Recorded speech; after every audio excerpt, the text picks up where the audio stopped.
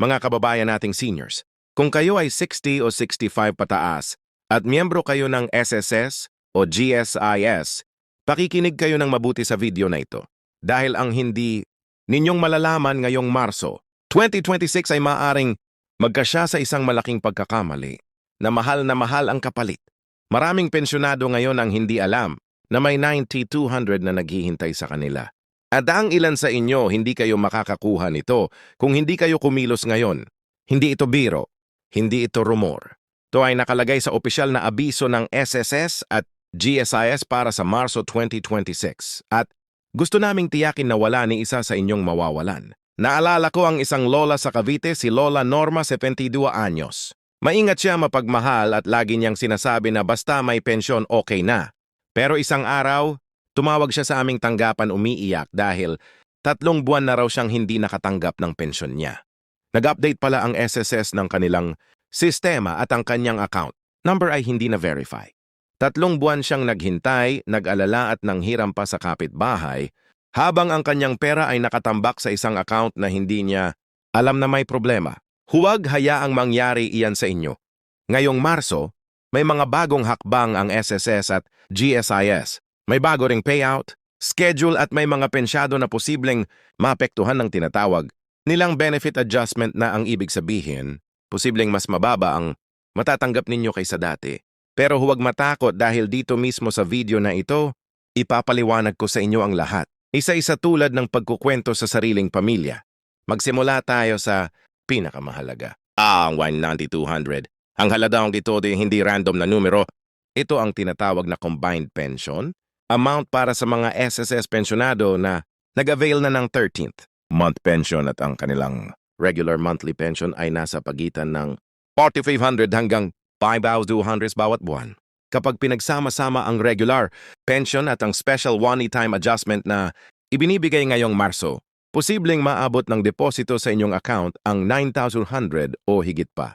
Para sa mga miyembro ng GSIS naman, ang 9,200 ay maaaring resulta ng basic monthly pension, kasama ang survivorship or dependents, pension na nakalakip sa record ninyo. Ang GSIS ay nagpapadala ng pinagsama-samang deposito minsan sa 1 taon para sa mga nakapag-avail ng GSIS pension, loan at mayroon pang natitira sa kanilang loan, balance na nababawasan na sa bawat buwan.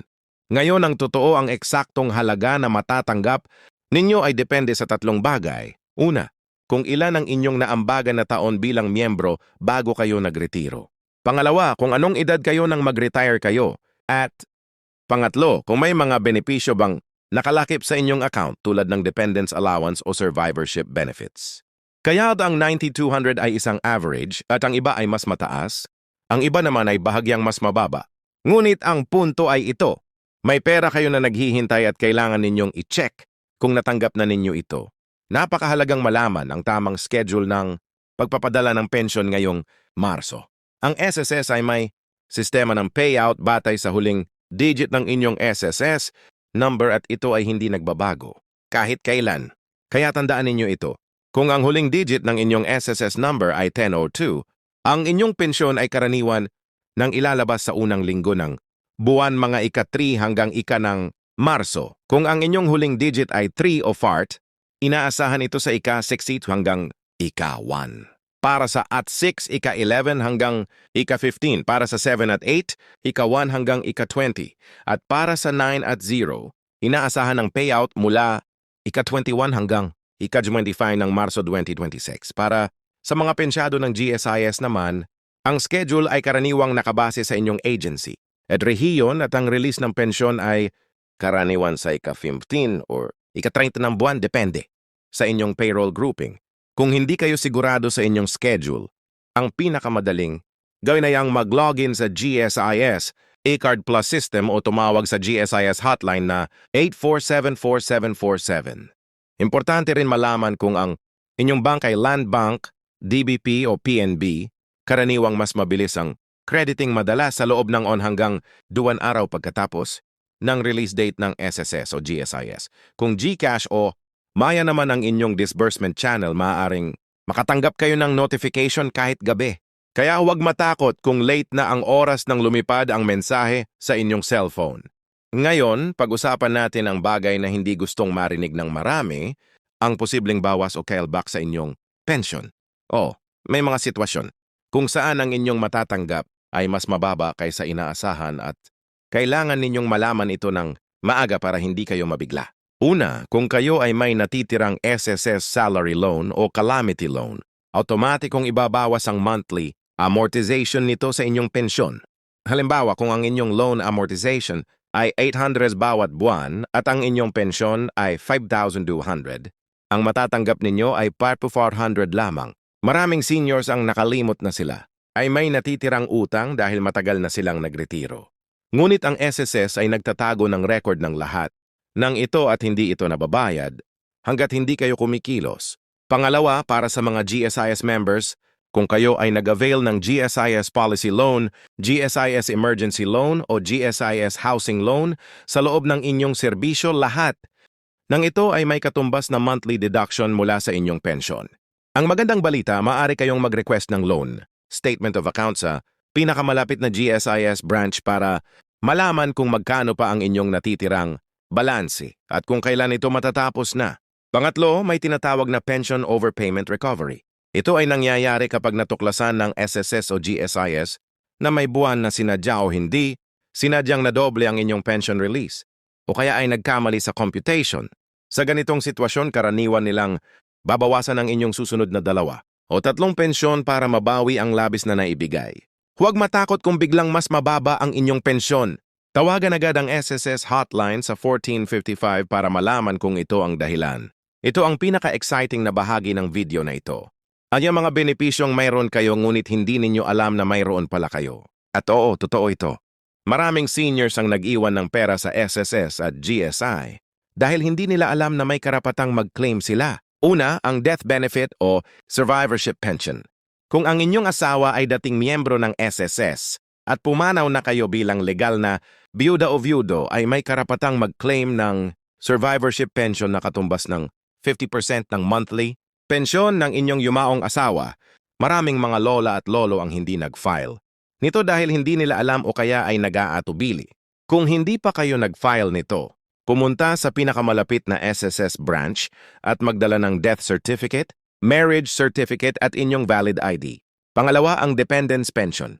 Kung mayroon kayong anak na may kapansanan at hindi pa 21 ang taong gulang o kaya ay mayroon kayong legal na dependent na hindi pa nagtatrabaho, may karapatang mag-claim ang inyong pamilya ng karagdagang 10% ng inyong basic pension para sa bawat dependent. Hanggang 3 dependent lang. Ito ay bawat buwan at ito ay nagsisimula mula sa inyong unang araw ng pensyon. Kaya kung hindi pa ito naka-claim, posibleng may back pay kayong makukuha. Pangatlo, ang SSS Media Assist at PhilHealth Integration. Simula 2024, ang mga SSS pensyonado na may aktibong PhilHealth membership ay automatikong naka-enroll sa Expanded Senior Citizen Health Benefits. Ang ibig sabihin nito, ang ilang outpatient na gamot at diagnostic tests ay posibleng makover ng PhilHealth ng walang additional premium. Tiyakin na ang inyong PhilHealth ID ay updated at na ang inyong pensyon ay nakalingkod sa inyong PhilHealth number. Ngayon, pag-usapan natin ang practical na bagay. Paano ang tamang paraan ng pagpunta sa SSS or GSIS office para hindi kayo mabigo at hindi masayang ang inyong oras at pamasahe? Una, palagi kayong magdala ng 3 mahalagang dokumento. Inyong SSS o GSIS ID o e-card, isang government-issued ID tulad ng senior citizen, ID o passport at isang photocopy ng inyong bank, passbook o bank statement kung may katanungan kayo tungkol sa inyong pension deposit. Ang hindi pagdadala ng mga dokumentong ito ang pinaka-common na dahilan kung bakit pinagbabalik-balik ang mga senior sa opisina. Pangalawa, kung kaya ninyo pumunta ng maaga mga 7:30 ng umaga bago paman magbukas ang opisina, ang SSS at GSIS branches ay karaniwang pinakasiksik sa pagitan ng 9 a.m. at 11 a.m. at muli sa hapon mula 1 p.m. hanggang 3 p.m. Kung maaga kayong darating, madalas na priority ang senior citizens at mabilis kayong mapapansin ng mga staff. Pangatlo, gamitin ang online na paraan kung kaya ninyo. Ang SSS MySS portal sa website na my.ss.gov.ph ay nagbibigay daan sa inyo na i-check ang inyong pension history loan balance at contribution records nang hindi na kailangan lumabas ng bahay. Kung meron, kayong apo o anak na makakatulong sa inyo, hilingin sa kanila na tulungan kayong mag-register sa online portal. Ito ba'y libreng gamitin at available 24 hours. Hindi lang basta tatanggap tayo ng pensyon. Kailangan nating maging matalino sa kung paano natin ito gagamitin para mapanatili ang ating buhay ng maayos. Ito ang mga simpleng estratehiya na maaari ninyong gamitin. Una, kung meron kayong pagpipilian sa pagitan ng lump sum at monthly pension, isipin ninyong mabuti bago pumili. Ang lump sum ay tila malaki sa simula, ngunit ang monthly pension ay mas mapagkakatiwalaan para sa pangmatagalang pangangailangan. Kung malusog kayo at inaasahang mabubuhay pa ng mahigit 10 taon, ang monthly pension ay karaniwang mas maganda sa kabuuan. Pangalawa, isaalang-alang ang SSS, Flexi Fund o GSIS Voluntary Contribution para sa mga seniors, na may kakayahang magdagdag ng kaunting kontribusyon bawat buwan. Bagamat retired na kayo, ang ilang uri ng supplementary membership ay nagbibigay ng dagdag na benepisyo, tulad ng mas mataas na death benefit para sa inyong pamilya. Pangatlo, huwag kalimutang gamitin ang inyong senior citizen discount para sa lahat ng inyong pangunahing gastusin, gamot, pagkain sa restaurant, utility bills sa ilang lugar at transportasyon. Ayon sa Republic Act 994 o ang Expanded Senior Citizens Act, meron kayong 20% diskwento at exemption sa VAT sa maraming serbisyo at produkto. Ang diskwentong ito kapag pinagsama-sama sa buong taon ay katumbas ng libu-libong piso na nakatipid na parang karagdagang pensyon mismo. Hindi tayo magtatapos ng video na ito nang hindi kayo may kretong plano. Ito ang 3 bagay na kailangan ninyong gawin ngayon din o kahit bukas pa lang. Una, i-check ang inyong bank account balance ngayong Marso 2026. Lalo na kung papalapit na ang inyong schedule ng payout batay sa inyong SSS o GSIS number. Huwag hintayin na may mag-abiso sa inyo. Kayo mismo ang unang dapat makaalam. Pangalawa, kung may katanungan kayo o kung hindi kayo nakatanggap ng inaasahang halaga, huwag mahiyang tumawag. Ang SSS hotline ay 1455 at bukas Lunes hanggang Biyernes. Mula 8 AM hanggang 5 PP. Ang GSIS hotline naman ay AON 47474747. Maaari rin kayong mag-email sa smember.concernsgov.ph para sa SS, GESIS Conca Contact Center Access Gov.ph para sa GSIS. Sulat ang inyong pangalan, SSS o GSIS number at ang inyong katanungan at karaniwang sumasagot sila sa loob ng 3 hanggang 5 araw na trabaho. Pangatlo, ibahagi ang video na ito sa inyong mga kaibigan at kasamahan na retirado na rin. Baka sila ay katulad ni Lola Norma. Meron silang pera na naghihintay ngunit hindi nila alam. Ang isang share lang mula sa inyo ay maaaring magbago ng buhay ng isang tao. Mga minamahal naming seniors, hindi kayo nag-iisa sa panahon na ito. Ang bawat piso ng inyong pensyon ay pinaghirapan ninyo sa mga tao ng trabaho, ng sakripisyo, ng pagmamahal sa inyong pamilya at sa inyong bansa. Kayo ay may karapatang matanggap ang bawat sentimo nito ng buo, ng tama at ng nasa tamang oras. Ang aming pakiusap sa inyo ay simple lang.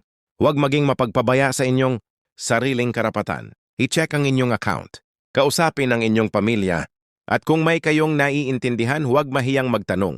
Dito kami palagi para tulungan kayo.